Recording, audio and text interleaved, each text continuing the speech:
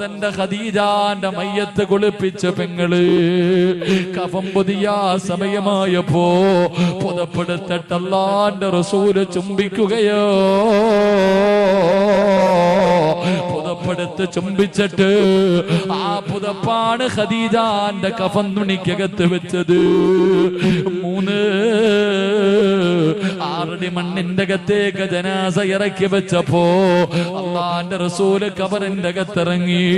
ഖദീജ തന്റെ 25 കൊല്ലം താങ്ങമ തണലുമായി നിന്ന ഖദീജ, ആ ഖദീജ ബീബി റളിയല്ലാഹു തആല അൻഹയുടെ ജനാസ ഖബറിന്റെ അകത്തേക്ക് ഇറക്കി വെക്കുകയാ. എന്നിട്ട് റസൂലുള്ളാഹി കരയുകയാണ്.